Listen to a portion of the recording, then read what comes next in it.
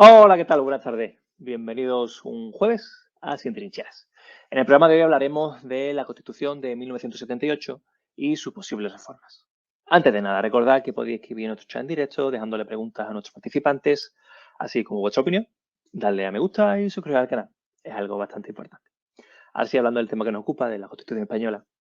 La Constitución española de 1978 es la norma suprema del ordenamiento jurídico español, a la que están sujetos todos los poderes públicos y ciudadanos de España, desde su entrada en vigor el 29 de diciembre de 1978. La Constitución fue ratificada en referéndum el 6 de diciembre de 1978, siendo posteriormente sancionada y promulgada por el rey Juan Carlos I el 27 de diciembre.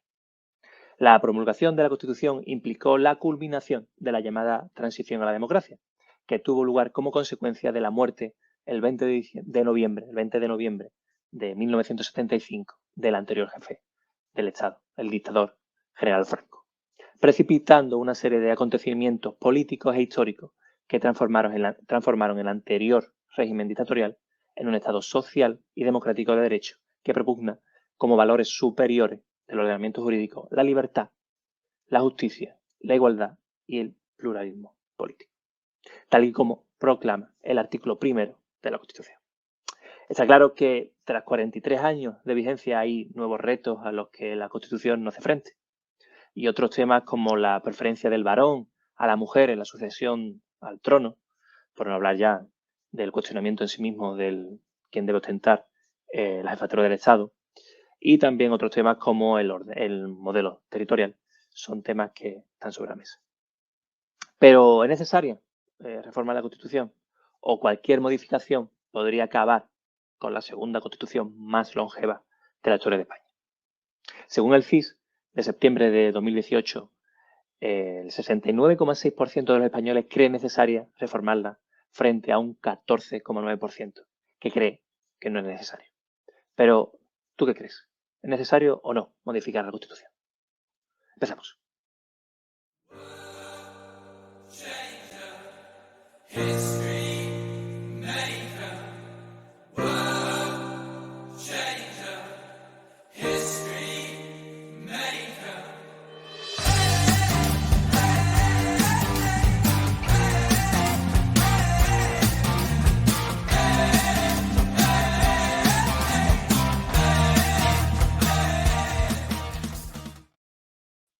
Para hablar de la Constitución de 1978 y su posible reforma, contamos con Nil López, abogado y presidente de la Comisión de Garantías Estatutarias de la Juventud Socialista de Cataluña. Muchas gracias, Nil. Muchas gracias por estar con nosotros. Muy buenas tardes y muchas gracias a vosotros por invitarme y por darnos esta oportunidad de tener este debate tan interesante en el día de hoy. Muchas gracias. Me gustaría preguntarte, ¿es necesaria una reforma de la Constitución? A ver, como todo en esta vida, cuando algo está desfasado para los tiempos que corren, es necesario reformarlo. Y la Constitución, desde luego, no es una excepción. Cuando la sociedad avanza, el marco normativo siempre tiene que avanzar con ella y no debemos tener miedo a plantear una reforma de la Constitución para adaptarla precisamente a esta nueva realidad social.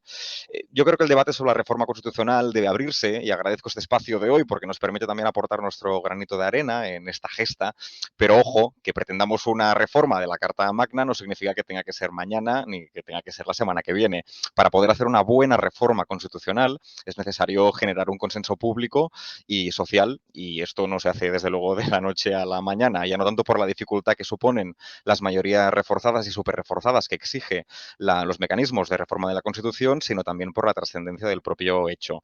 Cambiar la Constitución es cambiar el funcionamiento de un país.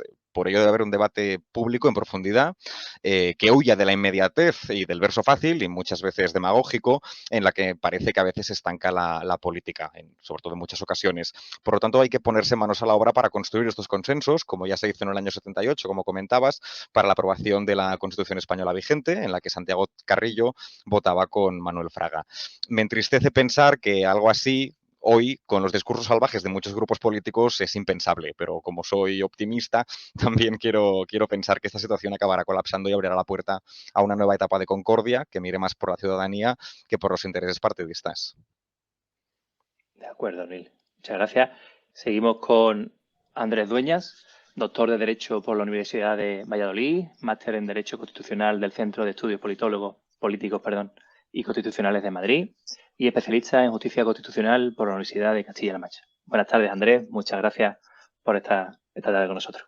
Hola, ¿qué tal? Buenas tardes y muchas gracias a vosotros por invitarme y por la oportunidad de debatir sobre este tema tan interesante. Te traslado la misma pregunta. ¿Crees que es necesaria una reforma de la Constitución? Bueno, yo estoy bastante de acuerdo con él. Yo creo que precisamente para que nuestra Constitución de 1978 no muera de éxito es necesaria su reforma. Al final, todos los países del contexto de nuestros vecinos, del contexto europeo, vemos que han modificado su Constitución para adaptarla a la actualidad, al contexto actual. Y es lo que pienso que debería pasar también con nuestra Constitución de 1978. En el Día de la Constitución, el lunes, se hizo público un documento, un manifiesto que firmamos 55 jóvenes profesores de Derecho Constitucional, precisamente donde queremos o donde ponemos en valor la transición también como herencia y como legado histórico para los jóvenes, pero también indicamos una serie de puntos que consideramos que es necesario reformar. Pues lo iremos viendo a lo largo del debate, pero, por ejemplo, el tema del derecho transitorio en el Estado regional, el Estado autonómico, no tiene sentido como está regulado en la Constitución. Habría que cerrarlo probablemente, o a lo mejor algunas cuestiones que han pasado a ser reales derechos subjetivos y que actualmente son principios rectores de la política social y económica podrían pasar a ser derechos fundamentales. Por tanto, yo creo que sí que es necesaria la reforma, pero como ha apuntado también Neil, yo creo que lo más difícil ahora mismo es el contexto político. Yo creo que no se produce ese contexto político para una reforma de la Constitución, un contexto político que está sumamente radicalizado y que estamos viendo que, por ejemplo, hay ya propuestas de reforma de la Constitución muy concretas, como por ejemplo eliminar la palabra disminuidos de un artículo concreto donde los actores partidistas no son ni siquiera capaces de llegar a un acuerdo sobre ello. Por tanto, yo no soy tan optimista como él, pero ojalá sea así porque desde luego es muy necesaria una reforma de la Constitución para mejorarla y adaptarla al contexto actual, que es muy diferente al de 1978. De acuerdo. Seguiremos hablando, profundizando como habla. También contamos hoy con Aitor Miranda, docente y concejal por el Partido Popular de la Villa de Yécora, Álava. Buenas tardes, Aitor. Muchas gracias por estar con nosotros. Muy buenas tardes, Eugenio. Gracias por la invitación y nada, encantado de estar en este debate. Perfecto. Me gustaría trasladarte la misma pregunta. ¿Crees que es necesaria una reforma de la Constitución? Depende a quién le preguntes, te dirá qué entiende él por reformar. Si le preguntas a un miembro de Bildu, le preguntas a Arnaldo Otegi qué es para él reformar la Constitución, probablemente sea cargársela.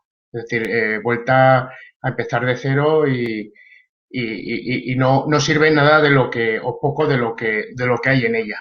Sí es verdad, y estoy de acuerdo con el resto de compañeros, que sí ha habido pequeñas modificaciones, más que modificaciones, ajustes, retoques técnicos en la Constitución francesa, en la Constitución italiana, en la Constitución alemana. Hemos tenido varios retoques en nuestra Constitución. El tema de la pena de muerte en 1995, que se eliminó en el tema de estar en guerra, en la posibilidad de estar en guerra, y el artículo 135 sobre la deuda pública. Sí es verdad que el Consejo de Estado en el año 2006 y habló de varias posibles modificaciones en las que podríamos llegar a un acuerdo, que es la competencia entre el Estado y las autonomías, el papel del Senado y el tema de la sucesión real, ¿no? La mujer en la sucesión de la realeza. Es verdad, y estoy totalmente de acuerdo con mis compañeros, que hoy por hoy sería imposible llegar al acuerdo que los padres de la Constitución se dieron hace algo menos de 43 años, cuando empezaron a elaborar la Constitución. Hoy sería difícil, por no decir, yo soy más pesimista, imposible. En los momentos en los que nos movemos hoy, en España, ¿no? Con los grupos tan variopintos y tan radicalizados como los que nos encontramos hoy. Con Neil no estoy de acuerdo en que esté desfasada. 43 años en la historia no es nada, pero sí que podríamos actualizarla en el sentido, pues por ejemplo, cambiar términos o retoques técnicos. De acuerdo.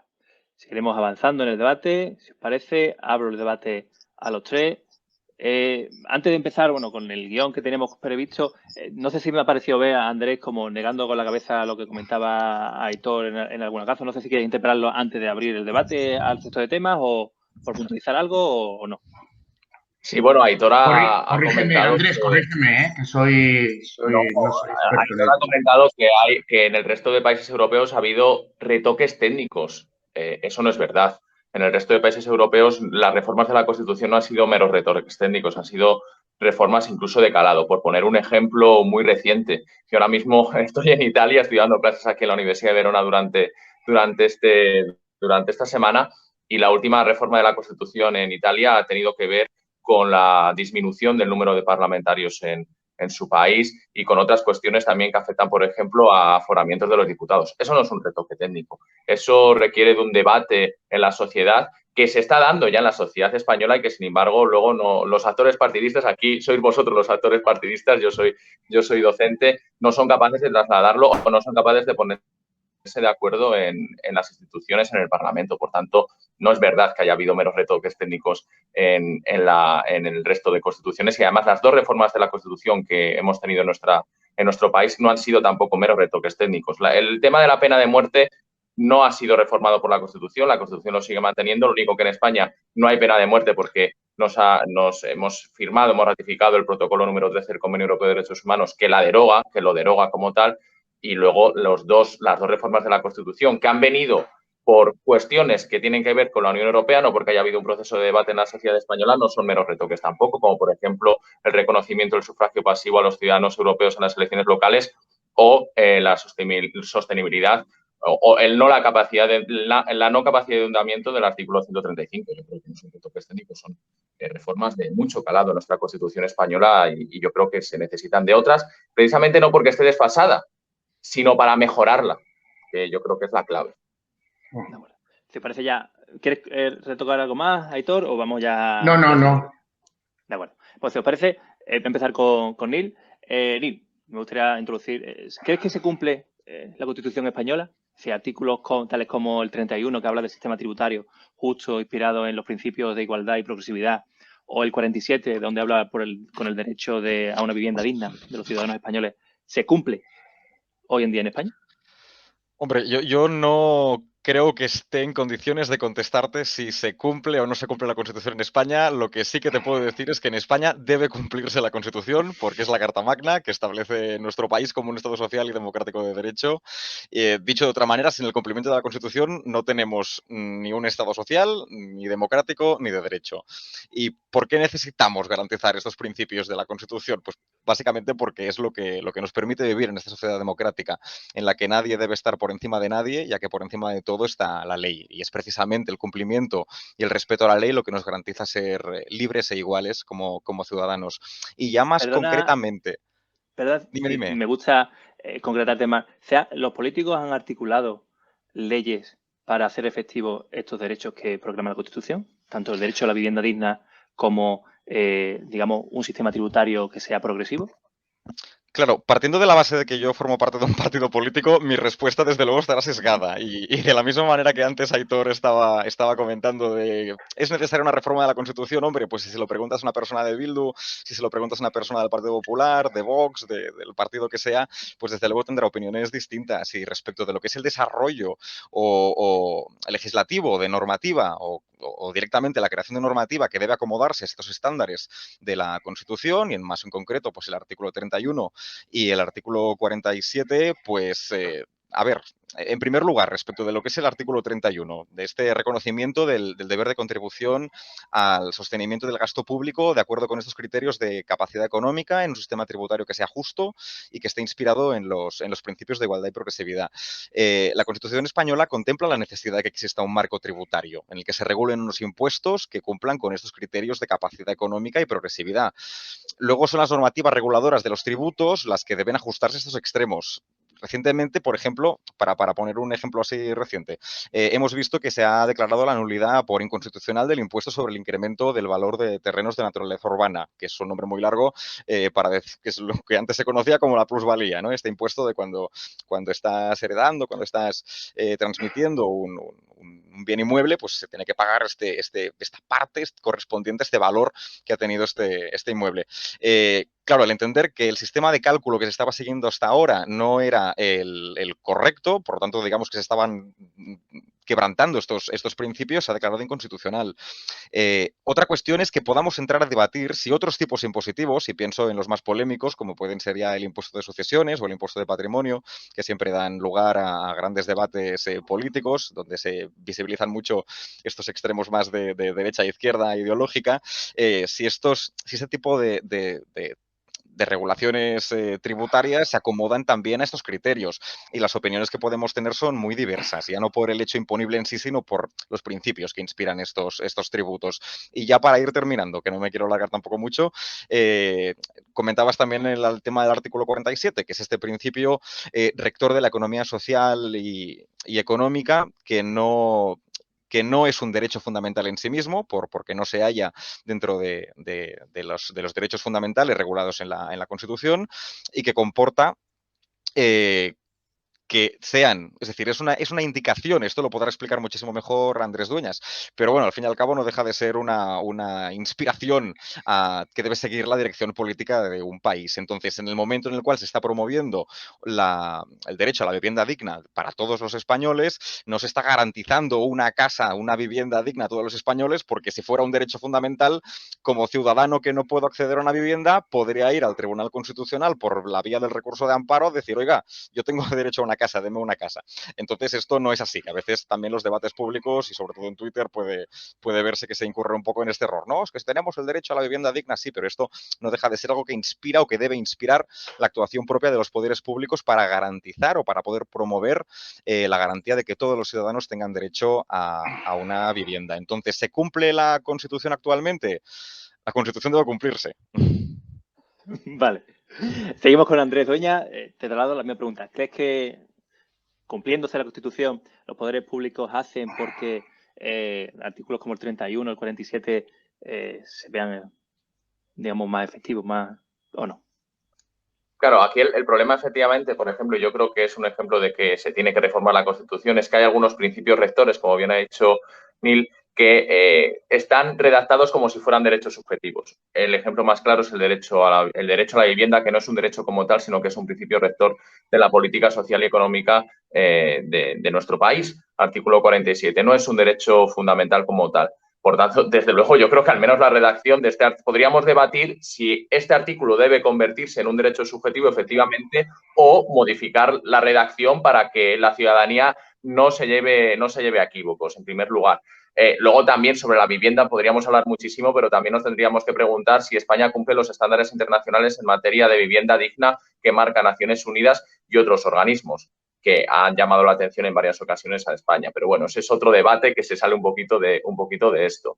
Por ejemplo, el artículo 31, pues claro, aquí también deja lectura a lo que interpreten, desde luego, los diferentes partidos políticos con representación en el Parlamento. Hay algunos que entenderán que hay una quizás progresiva o una excesiva, por decirlo de alguna manera, progresividad en el sistema impositivo y que, por tanto, digamos que tiene que igualarse un poquito más, y habrá otros, como por ejemplo el actual gobierno, que no entiendan eso, sino que se tiene que avanzar en ello. También, bueno, la Constitución hay que tener claro que deja margen al legislador para que opere en ese sentido. Pero bueno, luego hablaremos más adelante de ello, pero desde luego hay artículos que también, por omisión y por la no acción de algunas otras instituciones y de los actores que están en ellas, como por ejemplo el artículo 122 relativo al Consejo General del Poder Judicial o renovación de otras instituciones, no se incumplen. Entonces, yo aquí sí que quiero llamar la atención a los otros dos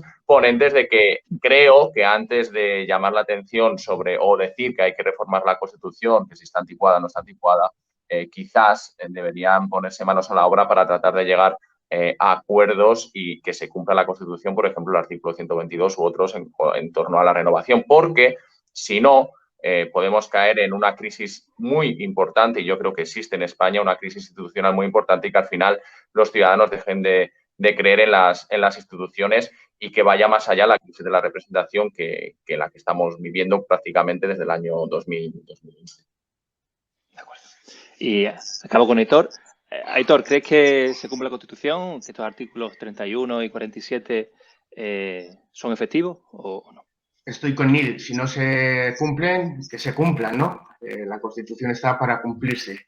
Es el Tribunal Constitucional el que se encarga de velar y cuidar que esto se cumpla, y si no, pues presentan recursos al Constitucional, ¿no? De inconstitucionalidad, etcétera, etcétera. Entonces, bueno, sobre el gasto público, pues ya sabemos que cuanto más ganas, más ese porcentaje que se tiene que nos aplican, a menos ingreso, menos es lo que nos aplican.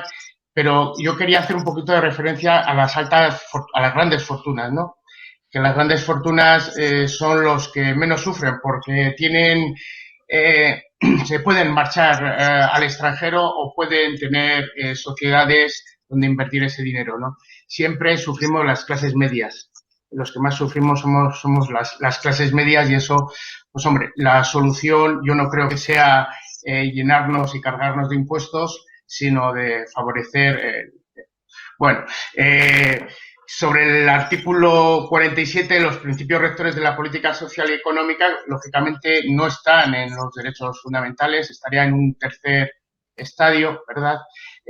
Pues deben de ser desarrollados por los poderes públicos. Por lo tanto, ahí entra la labor del servidor público, del político, ¿no? Para que, uniéndonos, ¿no? Hagamos políticas que verdaderamente sirvan a los ciudadanos, ¿no? Una vivienda digna no está garantizada por la Constitución en el sentido de que todos tengamos que tener una vivienda digna, ¿no? Pero sí se puede hacer políticas sociales donde llegue al mayor número de personas una vida digna, un trabajo digno y esas cosas que nos beneficia a todos, ¿no?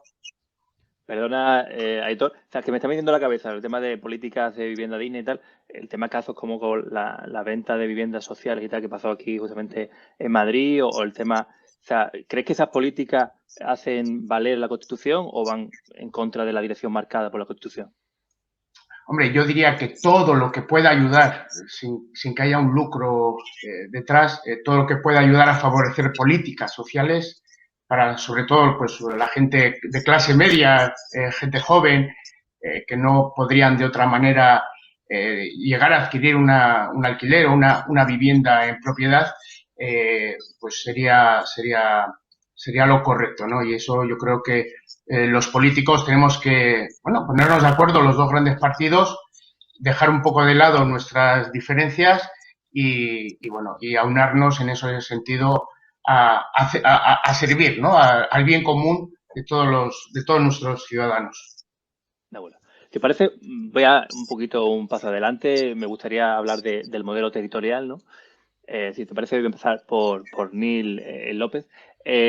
Hablamos, en la Constitución, el artículo 68.2 habla de la circunscripción electoral, ¿no? ¿Debería la provincia dejar de ser una circunscripción electoral y haber una única circunscripción, España? ¿O qué os parece? Claro, aquí, como has comentado, también está la cuestión territorial y yo creo que no puedo contestarte a la pregunta que me has hecho sin explicar cuál es el modelo territorial en este caso que yo creo que debería adoptar una nueva Constitución. Y este nuevo modelo alternativo es alternativo, desde luego, al actual, al Estado de las Autonomías, y no deja de ser pues un sistema federal, entendiendo que es el sistema más integrador de acuerdo con la realidad nacional del país. Y aquí es donde tendremos seguramente nuestras discrepancias con Aitor, seguro. Pero para, digamos, para afinar el tiro, ¿federal simétrico, federal asimétrico, centralista? Buena pregunta. Yo, si te soy sincero, a día de hoy no he podido formarme una opinión sólida sobre si un federalismo simétrico o asimétrico. Y perdón la mala pregunta, la mala idea, pero ¿y en el Partido Socialista sí se tiene idea del Estado federal que se quiere? Bueno, pues yo voy perdido y yo creo que también el Partido Socialista no ha acabado de tener este debate a fondo o de por lo menos tener una posición sólida. Sabemos que queremos avanzar hacia un modelo federal. Esto es algo que sí que tenemos claro. A partir de ahí, ¿cómo se desarrollan los pormenores? Aunque desde luego no son pormenores, pero ¿cómo podemos desarrollar este sistema federal? Es un debate que desde luego habrá que tener, pero no solo dentro del Partido Socialista, habrá que tenerlo con todos los actores que intervengan, con todos los partidos políticos y con todos los agentes sociales y con todos los colectivos, porque al fin y al cabo este proyecto es un proyecto que tiene que ser en común de todo el mundo. Por lo tanto, sin un debate a fondo, yo tampoco te puedo decir, este tiene que ser el modelo, la Constitución se tiene que reformar de esta manera, esta es la única forma válida. Seguramente podemos tener debates, abrimos el debate y aparecerán muchísimas cosas que yo ni siquiera tenía en mente, que pensaré, pues qué gran idea, vayamos hacia adelante. Entonces, no te puedo concretar, aunque me encantaría, pero no te puedo concretar Vale. si federalismo simétrico o asimétrico. Y respecto a la circunscripción electoral, ¿qué te parece? A ver, respecto a la circunscripción electoral, partiendo de la base de que creo que habría que reformar el Estado de las Autonomías para avanzar hacia un modelo federal con una nueva redistribución de competencias, esta redistribución de competencias no solo tendría que ser para los propios estados federados en esta federación española, sino también de los órganos que actualmente existen, estos órganos de representación, como son el Congreso y el Senado. Con un sistema federal se le puede dotar de un ¿cómo decirlo?, ¿no? De esta realidad territorial que debe tener el Senado. A día de hoy el Senado es una fotocopia del Congreso a nivel de atribuciones y competencias que parece pues que no tenga mucho sentido, ¿no? Y de hecho yo que he estado de apoderado, y seguramente Igor también, que hemos estado de apoderados en muchísimas ocasiones, en elecciones generales, pues la gente viene, vota y te pregunta por la lista del Congreso, pero la del Senado no votan porque, como da igual, cuando es muy importante también siempre votar al Senado, precisamente porque si lo que queremos es tener un Senado que funcione, hay que empezar creyéndonos que el Senado tiene algún tipo de función que debe servir para alguna cosa. Y en este sentido, pienso yo, y aquí sí que me aventuro un poquito, porque este debate tampoco es que lo hayamos tenido muy a fondo, no tenemos una posición sólida, yo hablo como Nil López a título particular de lo que pienso que debería ser el modelo electoral a nivel de circunscripciones electorales, que es lo que me estabas preguntando más concretamente. Pienso que si tenemos un Estado federal, el Congreso, pienso, debería ser una circunscripción única para todo el territorio nacional, porque al fin y al cabo ahí se están decidiendo cuestiones propias comunes que no deben verse interferidas por otras cuestiones territoriales, y por otra parte el Senado sí que debería tener pues un sistema de circunscripciones un poco más pequeñas. No digo que se siga la circunscripción electoral actual, el sistema provincial, quizá una nueva realidad territorial puede dar a nuevas fórmulas que no sean precisamente las provincias, las circunscripciones electorales, sino distintas, pero ahí sí que creo que como lo que nos interesa es la representación territorial, deben cumplirse unos criterios territoriales. Y siento si me he alargado un poquito con la respuesta. Y ahora estoy con Andrés Dueña. ¿Qué te parece, no? El tema de las circunscripciones. Afeabas un poco el gesto cuando hablaba de una única circunscripción a nivel estatal para el Parlamento. Adelante. Bueno, Neil ha dicho muchas cosas. No voy a contestarle ahora algunas que me quedo con ganas, pero lo hacemos luego si hablamos del modelo territorial y me voy a meter ahora solamente con la circunscripción electoral. Pero antes sí que quería referirme a una cuestión que ha dicho Aitor. Yo creo que España ha cambiado y para una reforma de la Constitución no es suficiente que se pongan de acuerdo dos partidos políticos, en este caso el PP y el PSOE, el PSOE y el PP. Ahora mismo no estamos en un bipartidismo perfecto como había antes de 2015, estamos en un sistema pluripartidista donde la reforma de la Constitución para la reforma de la Constitución es precisa mayorías más amplias, y creo que si realmente queremos saber cómo es la sociedad española hay que tener en cuenta al resto de actores partidistas. Solamente decir esto. En cuanto a la circunscripción. También a los que quieren romper con este modelo, con España. No sé que, sinceramente, ¿También? yo, los actores partidistas que están, algunos, yo sí que me preocupa alguno que quiere romper con el Estado social y democrático de derecho, aunque hable únicamente de la unidad de España, que yo creo que esos son los más preocupantes, porque los demás, que yo sepa, no han hablado de ninguna otra forma, al menos, vamos, que yo sepa, digamos, los más grandes a nivel estatal no han hablado de, al menos ahora, antes quizás en el pasado sí, de proceso constituyente, sino únicamente de reforma constitucional. Pero bueno, esta es otra cosa, cierro el paréntesis. En cuanto a la circunscripción electoral, negaba así un poco con la cabeza lo que ha dicho Neil de una circunscripción electoral a nivel estatal. Estoy de acuerdo en que, claro, para hablar de esto hay que hablar también del modelo territorial. Creo que el Senado se debería reformar para que fuera una verdadera Cámara de representación territorial, donde tuvieran mucha más cabida y se debatieran de verdad y tuviera mucho más competencia esta Cámara sobre estas cuestiones, las territoriales, y, por ejemplo, aquí fueran más importantes quizás los partidos nacionalistas y, sin embargo, en el Congreso de los Diputados fuera una Cámara más con una proyección, por decirlo de alguna manera, de país, si se me permite la expresión. Por tanto, creo que la circunscripción provincial habría que reformarla, porque nuestro Estado es un Estado que dice que nuestro sistema electoral tiene que ser proporcional, pero si miramos a nuestro alrededor es el sistema menos proporcional de los proporcionales, por decirlo de alguna manera, precisamente por la circunscripción provincial. Y estamos viendo fenómenos como los de la España vaciada, pero el existe es uno de ellos, que vemos que con muy poquitos votos pueden llegar a obtener diputados. Por tanto, creo que habría que reformar la circunscripción, pero no tanto hacerla una circunscripción estatal, porque aquí hay otro factor importante. Creo que se perdería mucho la cercanía entre representante y representante. Por tanto, quizás una circunscripción, viendo que las comunidades autónomas, el mapa se podría decir que casi está cerrado, aunque haya algún partido político, por ejemplo, el caso de mi comunidad autónoma en Castilla y León, que pide reabrir el debate, pues a lo mejor para crear alguna otra autonomía. Estoy refiriéndome al caso de León, no digo que esté a favor o en contra, pero que sí que siga habiendo este debate. Pero yo creo que una circunscripción electoral autonómica, para que haya una mejor representación más proporcional y también para no perder esa cercanía entre representante y representado, sería la idónea en el Congreso de los Diputados. Y sobre el Senado no digo nada, lo hablaremos. Yo casi prefiero decirlo luego para el modelo territorial. De acuerdo, perfecto. Pues adelante, Hitor, ¿qué piensas? ¿Qué te parece Pues la circunscripción provincial? Adelante. Yo en este punto estaría de acuerdo con Andrés, ¿no? Una pequeña reformita, pero no gran, sino pequeña. No es normal que, por ejemplo, datos del 2008, que con el mismo número de votos PNV sacara 6 escaños, Unión, Progreso y Democracia con el mismo número de votos sacara 1.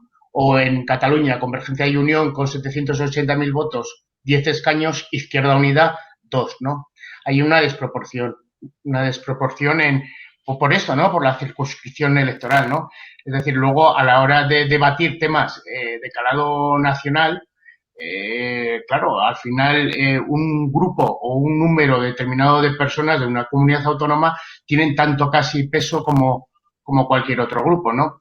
Entonces, sí, yo estaría ahí de acuerdo, pues no sé si hacer una circunscripción única o no, pero sí, pues darle el valor proporcional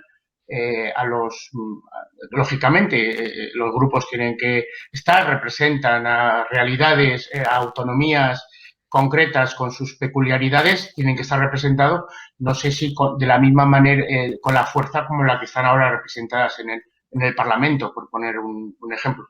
Y el Senado, sí, el Senado tiene su sentido, lo que pasa es que no llegamos a entender del todo el para qué, ¿no? Pero sí tiene su sentido. Entonces, debemos de explicar, ¿no? El sentido del Senado, para que no parezca que es no sé, un hueco donde se meten políticos que no saben qué hacer con ellos, Los ¿no?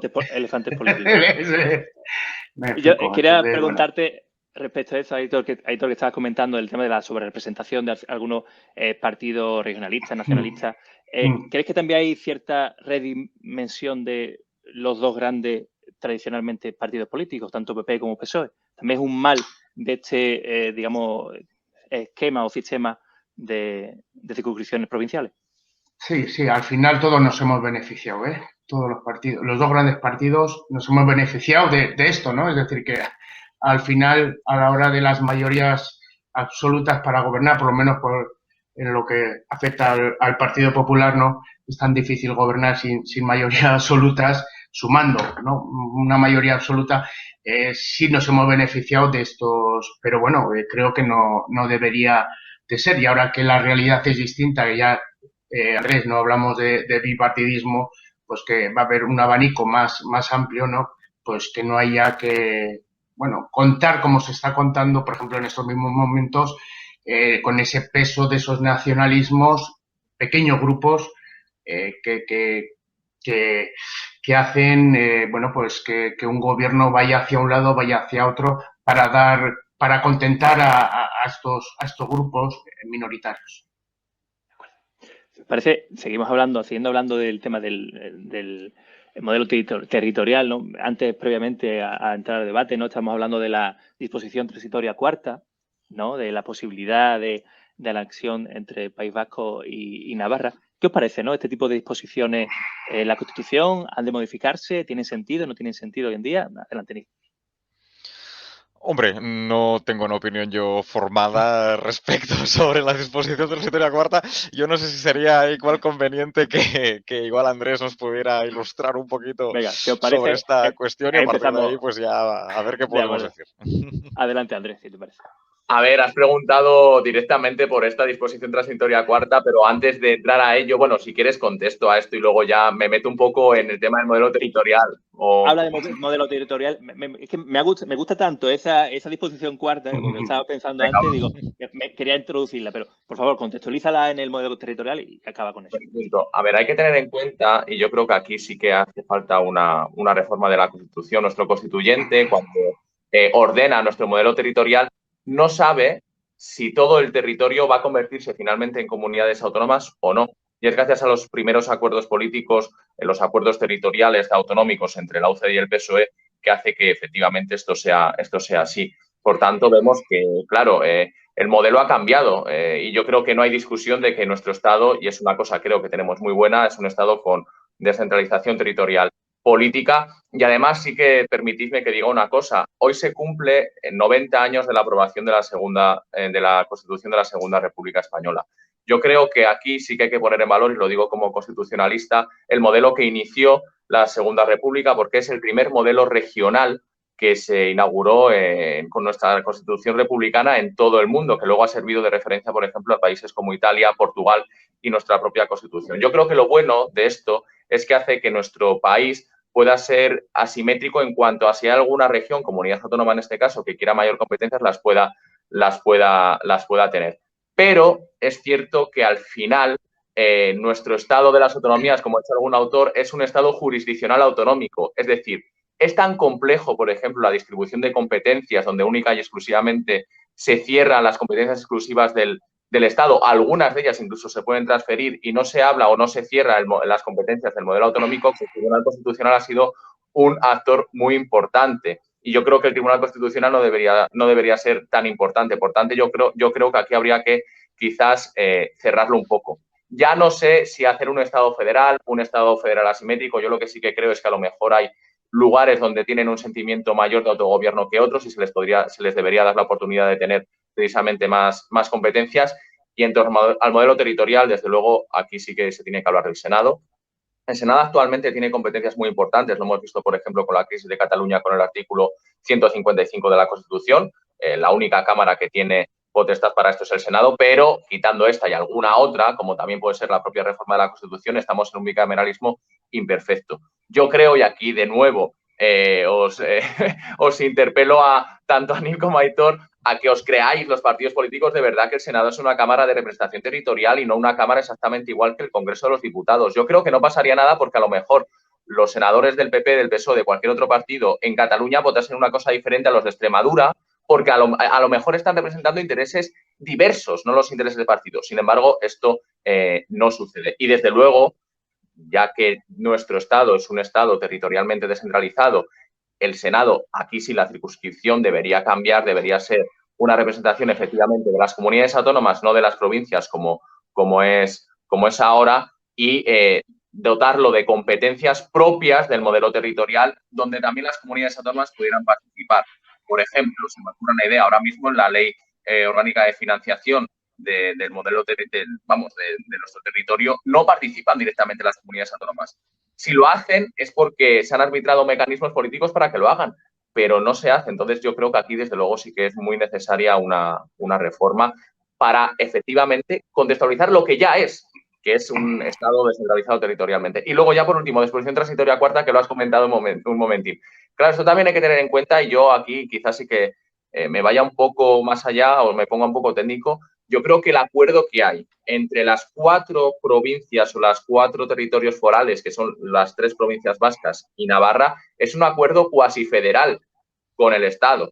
Es un acuerdo cuasi federal y su reconocimiento, que son como provincias realmente diferentes, diversas, especiales, podríamos decir, está en la Constitución. Y claro, aquí que se pueda anexionar País Vasco a Navarra, bueno, pues al final el modelo territorial sigue estando abierto en nuestra Constitución. Y podría pasar eso hay un procedimiento expresamente regulado para ello, pero podría suceder, que creo que no sucederá, que a lo mejor Castilla y León y Castilla-La Mancha fuesen una única comunidad autónoma, o como he dicho antes, que a lo mejor Castilla y León fueran dos comunidades autónomas. Pero claro, hay que tener en cuenta que, bueno, yo creo que esto no sucederá, no lo sé, pero claro, que esto fue una cosa del constituyente quizás para hacer suyos o para atraer también a otros territorios que quizás, si no hubiera sido por esto, a lo mejor hubiera sido difícil que entraran en el acuerdo constitucional. Y tener presente, ¿no?, que quizá también el territorio, ¿no?, el diseño de territorio está vivo, ¿no? Puede pasar cualquier cosa, ¿no? No es nada rígido, ¿no?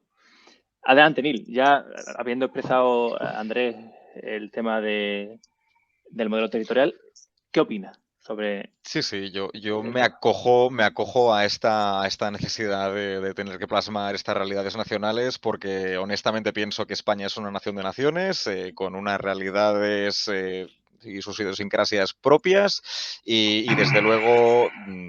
Bien, pues grupos de personas, ciudadanas españolas todas, a las que les une una lengua propia, una cultura propia, un sentimiento propio, que no dejan de formar parte de España, pues deben tener este reconocimiento, este estatus dentro de la Constitución. Que esto, desde luego, porque esto en Cataluña muchas veces tenemos que justificarlo cuando lo decimos, ¿no? El hecho de reconocer que Cataluña es una nación no da derecho a que como nación pueda acogerse a la secesión.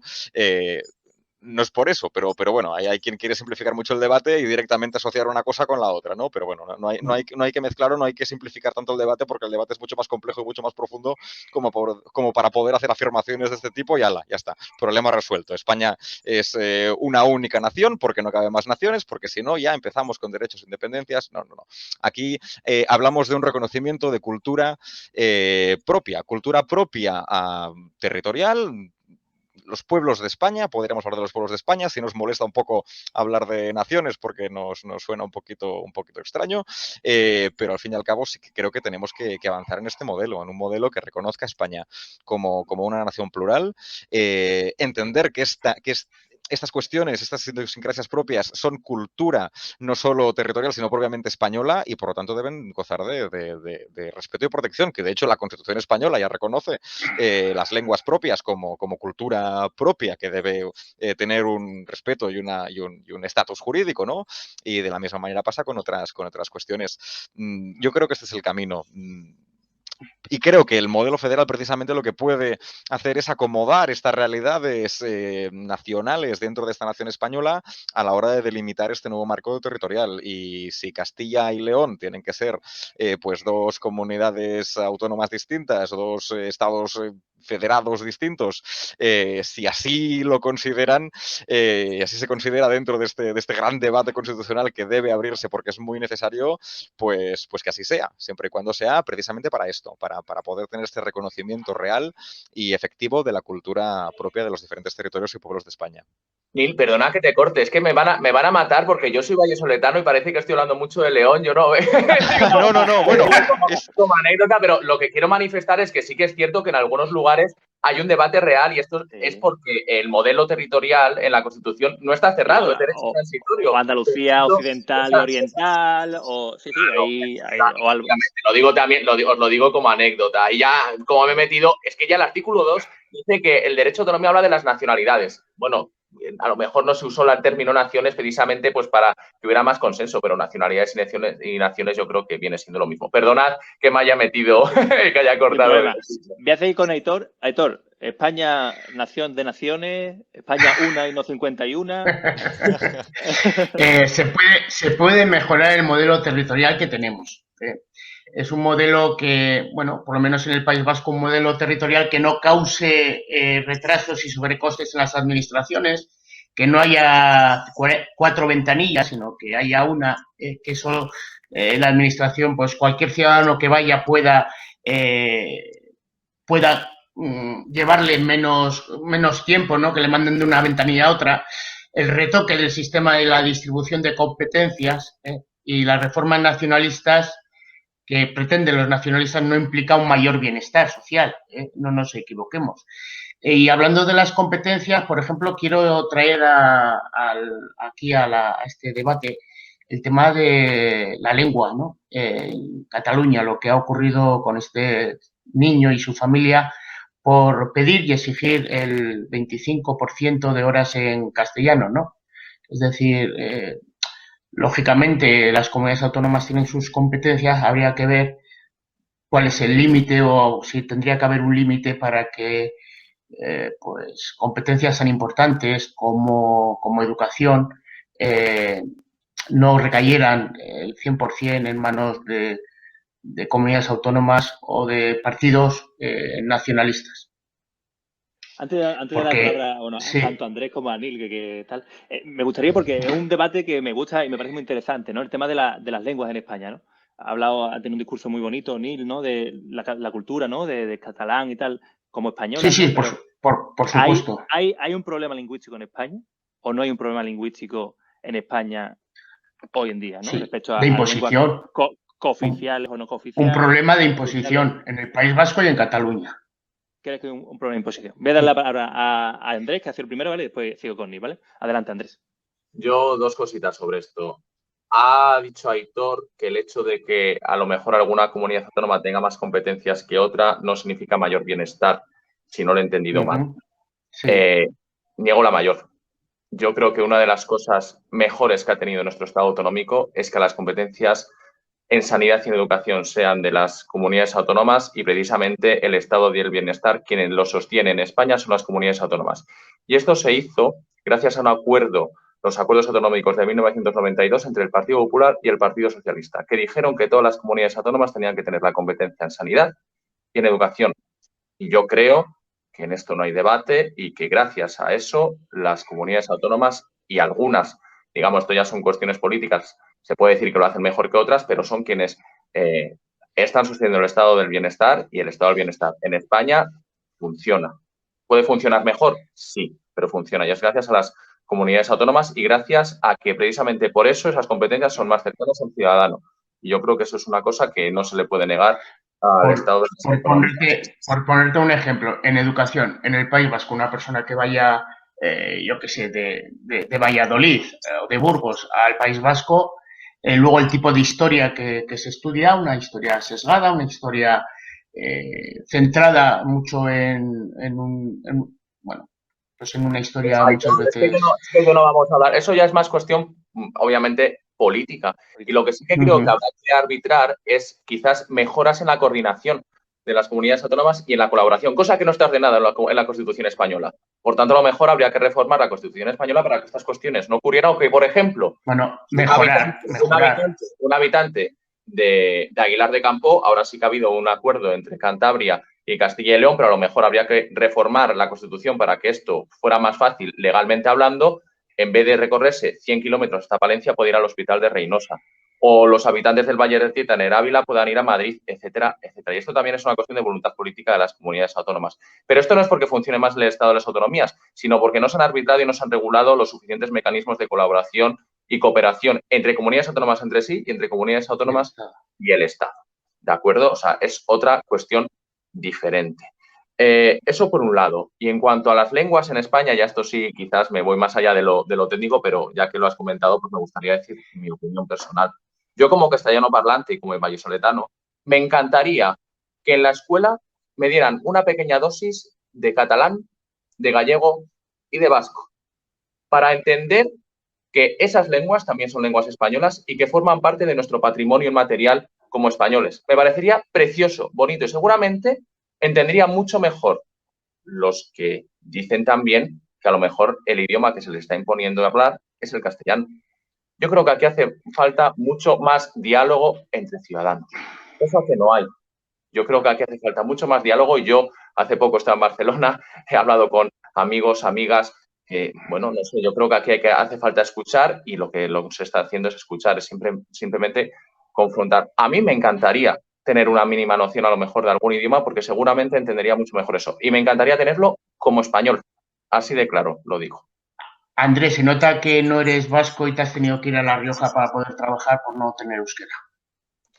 Sí, efectivamente. Pero es que también hay que tener en cuenta que esto es un derecho. Es un derecho. Y efectivamente yo, por ejemplo, soy trabajador de la universidad pública y si quiero concursar a un puesto de trabajo en Valencia, en Baleares o en catalán, tendré que aprenderlo porque también los ciudadanos de allí tienen un derecho a que se les pueda, digamos, que los operadores públicos les puedan hablar en su idioma materno. Esto es un derecho. Y yo creo que esto no se puede discutir. Igual que en el Valle de Aosta, en Italia, o en la provincia autónoma de Bolzano, en Italia, se puede hablar alemán o se puede hablar francés. Es un derecho. Y yo creo que hay que respetarlo, porque si no, a lo mejor estamos haciendo lo contrario. Se les está imponiendo un idioma que a lo mejor no hablan, y yo creo que aquí hace falta mucho más diálogo. Por eso lo digo, que hace falta mucho más entendimiento y capacidad de ponerse en el lugar del otro. A mi juicio, lo digo como castellano parlante, como una persona que vive en el interior de la península ibérica. Lo que ocurre aquí es al revés, es que se impone un idioma respecto al otro y por lo tanto, por supuesto, ¿quién va a negar? Ojalá supiera euskera, pero no solamente por poder trabajar en mi tierra, sino para tener cultura, ¿no? Y valorar. A mí me encantan las danzas vascas, ojalá me encantaría poder entender el euskera con fluidez y poderlo hablar, ¿no? Porque es riqueza. Pero, por ejemplo, que un médico por tener euskera tenga más posibilidades que un buen médico que no tenga euskera, y tenga más posibilidades a la hora de presentarse a unas oposiciones, pues es que me parece que se sobredimensiona el idioma por encima de la profesionalidad de la materia en la que va a trabajar luego, se va a desarrollar como profesional. Si te parece, voy a Es darle un la palabra a problema. Neil, que también levanta la mano sobre el mismo tema, ¿vale? Y a ver qué opina Neil sobre el tema y si quiere, aunque el debate no era el tema del Galengo, pero como me parece muy interesante, voy a dejarlo. Después no os quejéis si no podemos hablar del Consejo Superior del Poder Judicial, ¿eh? Adelante, Neil. Súper breve porque Sí. creo que Andrés ha dicho el 100% de lo que a mí me hubiera gustado decir y comparto totalmente lo que ha comentado, ¿no? Y precisamente creo que aquí se han podido también ver dos perspectivas y aquí, si me equivoco, decídmelo. Creo que Andrés, por una parte, ha planteado el tema de las lenguas regionales, las lenguas autonómicas, como algo que enriquece, algo que es una cultura que puede enriquecernos como ciudadanos, y Aitor tiene un planteamiento un poco más de la imposición de la lengua autonómica, la lengua regional, sobre la lengua castellana, que es la lengua oficial del Estado, como dice la Constitución, pero obviamente, aunque la Constitución también dice que las lenguas Cooficiales. oficiales de las comunidades autónomas serán oficiales en las respectivas comunidades autónomas. Pero me gustaría hacer, para no reiterar lo que ya se ha dicho, porque comparto al 100% lo que ha comentado Andrés, respecto del tema del niño de 5 años de Canet de Mar, que ha sido noticia, bueno, lo ha sido hoy, lo fue ayer, no sé cuándo ha saltado la polémica, pero bueno, las polémicas de Twitter que al final acaban, parece, dictando las políticas que sigue o la forma de hacer política de algunos partidos políticos. Y esto la verdad es que a mí me entristece bastante, porque yo que soy catalán, vivo en Cataluña, yo que me he educado en catalán con el sistema de inmersión lingüística y creo que ahora hablando en castellano pues me estoy defendiendo bastante bien y nos estamos entendiendo entre todos. Yo no he vivido el catalán como una imposición, la única imposición, ahora estaba dándole vueltas, que me pueda sonar que he vivido es que a mí se me ha explicado la corona catalano-aragonesa, luego con el tiempo ya pude deducir que, bueno, ya pude tomar conciencia de que la corona catalano-aragonesa era la corona aragonesa en el territorio actualmente catalán, pero bueno, estas son cuestiones menores. Pero respecto del tema de las imposiciones, yo no creo que sea una imposición, o por lo menos no quiero verlo como una imposición, porque si empezamos a ver el castellano como una imposición, precisamente lo que hacemos es alimentar todavía más este discurso político en Cataluña de unos y de otros, sobre todo también de estos nacionalistas catalanes que son secesionistas y que por lo tanto buscan cualquier mínima excusa para poder criticar una imposición del castellano sobre el catalán. Entonces yo a veces me encuentro como persona que me siento un poco equidistante entre estos dos debates, pues que en el fondo me quieren imponer ambas lenguas y al final pues acabaré hablando en inglés porque así no les voy a dar satisfacción ni a unos ni a otros, aunque no sea la decisión que a mí me gustaría. El problema también creo es que como no hay una desarrollo legal de esta cuestión suficientemente profundo, al final lo que hacemos es dejar en manos de los tribunales este tipo de cuestiones. Y desde luego, claro, cuando uno tiene que ir a un juzgado a buscar una tutela judicial por una controversia con otra persona, pues nunca es la mejor decisión, desde luego. Y además entre los abogados y los operadores jurídicos existe esta máxima, ¿no?, de que más vale un mal acuerdo que un buen juicio, dando a entender que lo que se pretende pues es evitar dejar en manos de un tercero una decisión controvertida entre ambas muchísimas personas. Entonces yo creo que esto del niño de Canet de más de 5 años creo que es una anécdota de Twitter que se le está dando un bombo creo que innecesario. Desde luego hay que tomar medidas porque es muy grave que se esté haciendo este acoso a un pobre chaval de 5 años que no tiene culpa alguna de que sus padres hayan decidido acogerse a algo que es legal, que pueda estudiar en este 25% de castellano, y creo que al final esto lo que hace es alimentar esta crispación política que precisamente lo que tenemos que hacer es acabar con ella si lo que queremos es pasar página. Entonces creo que la estrategia del Partido Popular en este caso es errónea. Pero si esos padres se hubieran abstenido, se hubieran callado, ¿qué hubiera ocurrido? Que estamos en lo mismo. Donde una lengua como es el castellano, como es en Cataluña, Pero ¿cuál es el no se problema de da. que la educación sea en catalán? Y me pongo a mí como ejemplo, aunque sea un poco feo hacerlo, pero me pongo a mí como ejemplo. ¿Cuál es el problema de la inversión lingüística en catalán? Yo me he educado, ya te digo, toda la primaria, toda la educación secundaria y educación infantil, supongo que también, aunque no tengo tanta memoria, y el bachillerato, la universidad no tanto, la universidad ya era un poco más mixto, pero toda la educación obligatoria la he hecho en catalán siempre, y esto no ha supuesto ningún problema. No hay un problema, no se está persiguiendo el castellano en Cataluña, o por lo menos en Barcelona.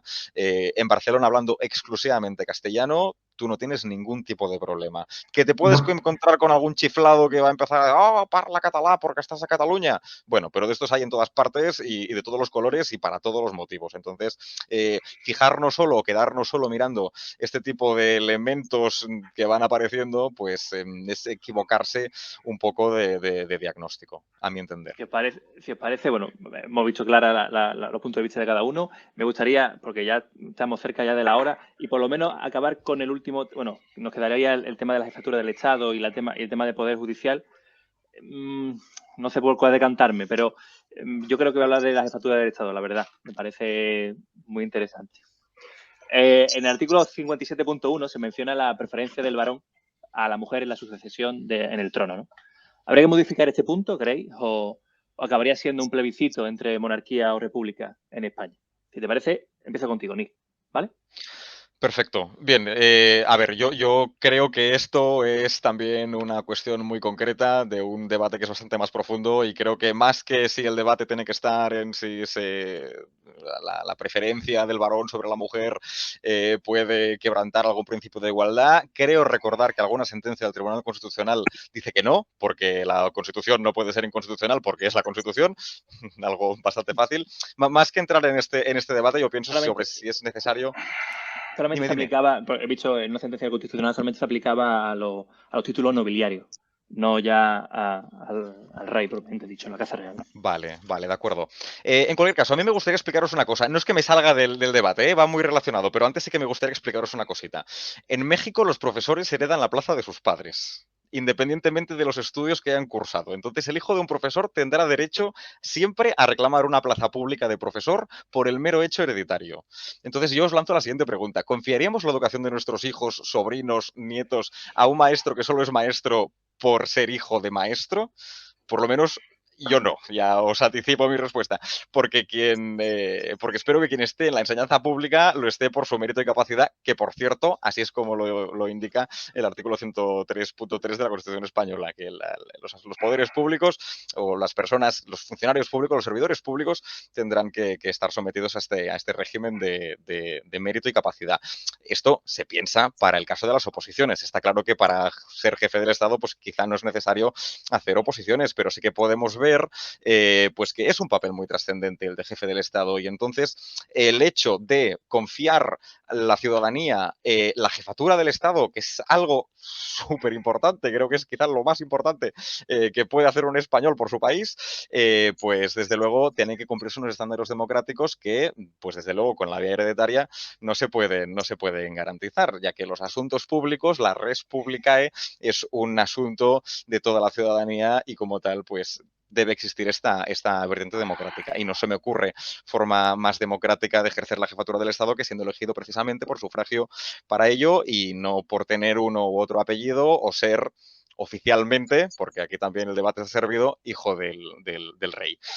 La calidad que se le aporta a un país debe serlo por mérito, por capacidad y por confianza de la ciudadanía y no precisamente por genética, porque esto al fin y al cabo revienta cualquier principio democrático que podamos pensar. Y ello sin entrar a discutir el estatus jurídico que actualmente también tiene el jefe del Estado, que bueno, también da para un extenso debate. Eso ya cuando vuelva el rey emérito, si queréis, hablamos de eso. Le doy la palabra a Andrés Dueña.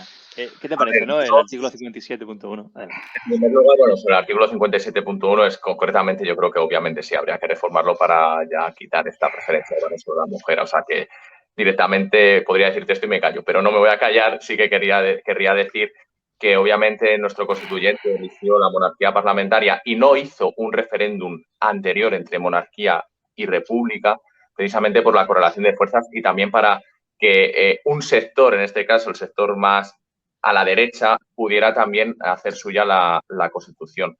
Pero podría haber sucedido perfectamente que a lo mejor en nuestro país, como sucedió, por ejemplo, de nuevo en Italia, antes de la Constitución hubiera un referéndum entre república o monarquía y que en este caso, por ejemplo, la democracia cristiana en Italia dijo que, bueno, pues lo que dijeran los ciudadanos es lo que harían suyo. No fue así por la correlación de fuerzas que había. Ahora, ¿tenemos la suficiente madurez como sociedad para plantear este debate? No lo sé. Yo creo que quizás habría que empezar por desarrollar este título, la corona, y hacer una ley orgánica que lo regule, cosa que no sucede hasta ahora, por ejemplo, que regule, por ejemplo, mejor la transparencia de la corona y del jefe del Estado, que, por ejemplo, diga que el jefe de Estado es irresponsable, aquí quizás no lo ha dicho así el Tribunal Constitucional porque ha dicho que es la persona, pero a mi juicio creo que únicamente debería ser responsable de los actos que realiza como jefe de Estado, no por los demás actos, etcétera, etcétera, como sucede con el resto de organismos y de personas que ocupan o que son poder público. Y luego, por otro lado, también, si realmente queremos modificar y queremos hacer de España una república, es que es un debate mucho más profundo.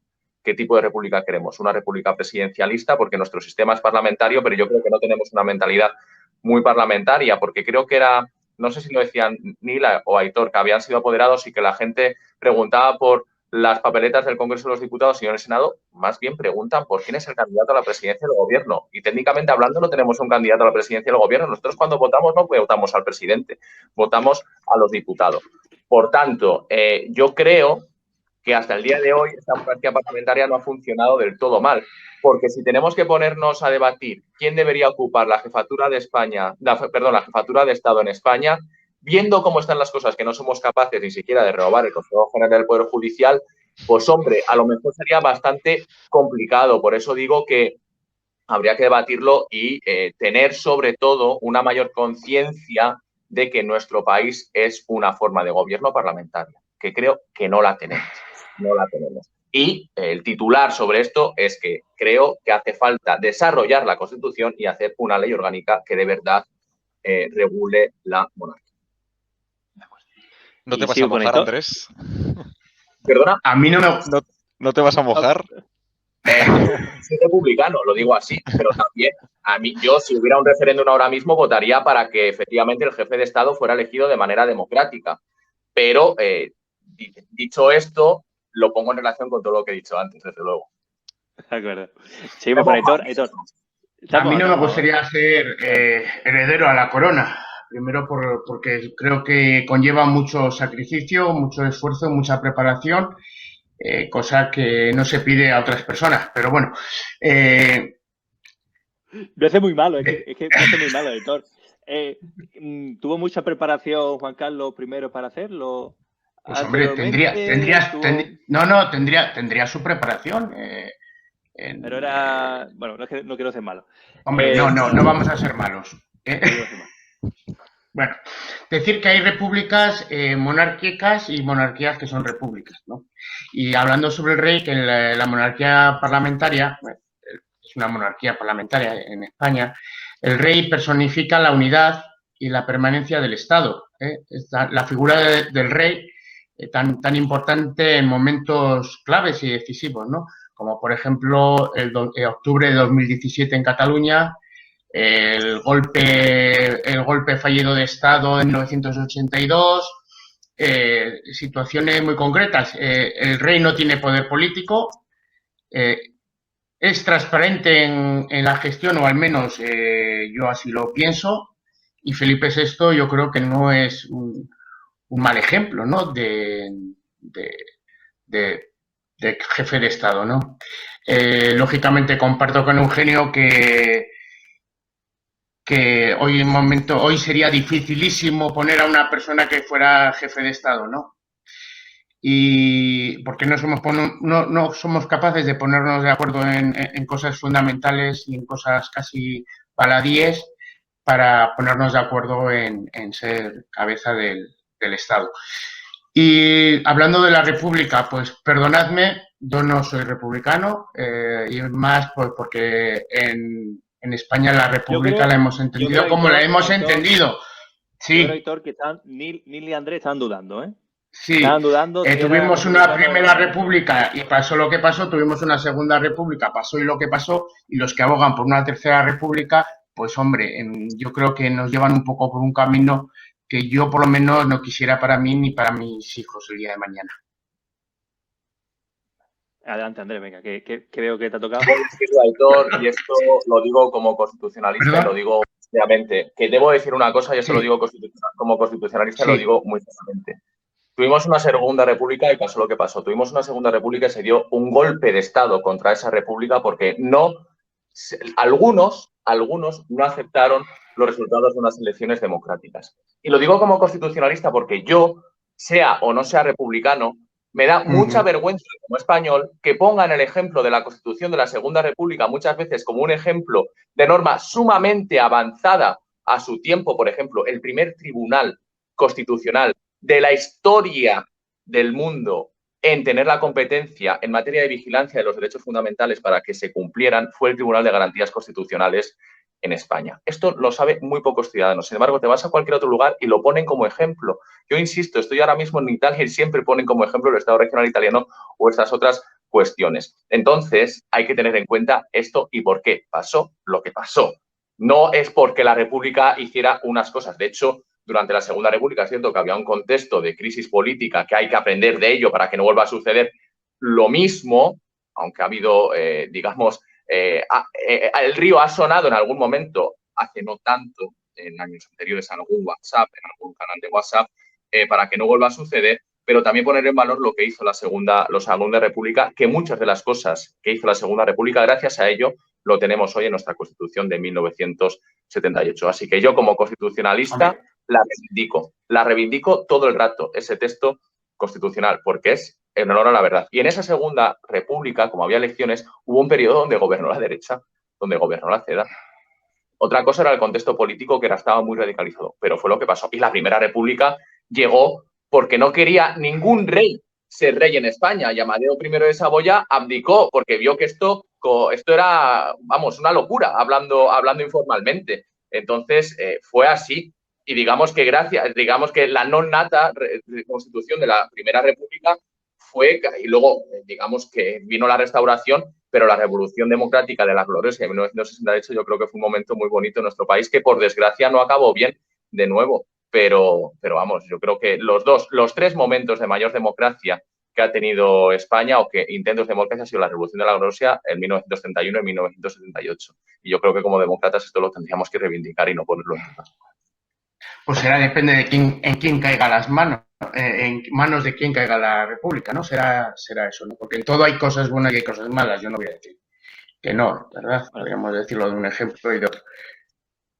¿Qué os parece?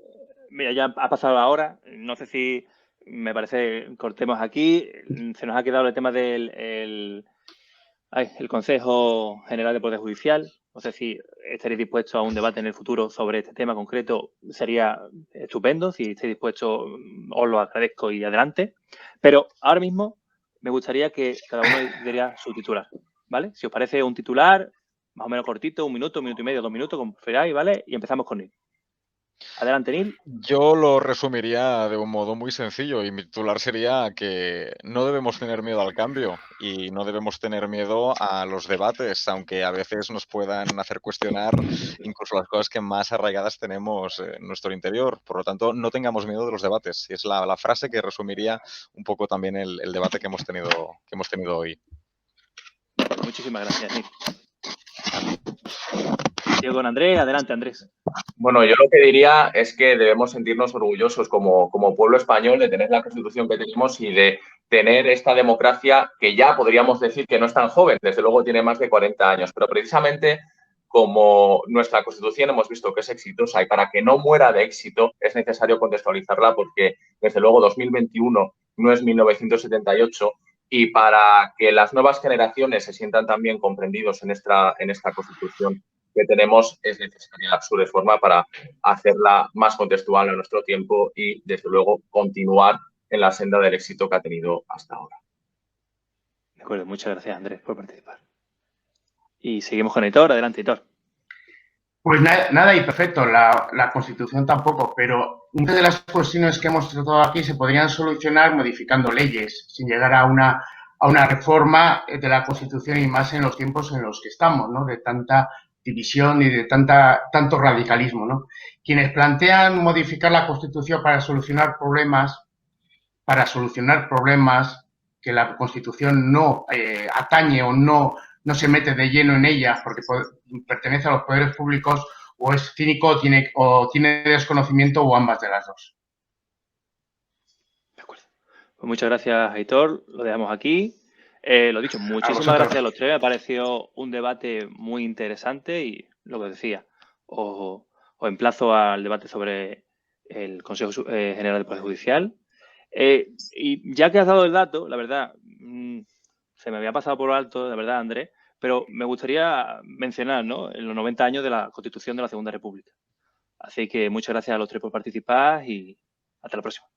Muchas gracias. Yo agradecer a Andrés y a Neil, dos grandes profesionales de la materia, el haber he aprendido con vosotros, hemos compartido y hemos debatido, que creo que por aquí debe de ir los pasos y si queremos avanzar. Exactamente, igual es un placer y nos vemos para hablar de la reforma del Poder Judicial. Perfecto. Claro que un sí. saludo.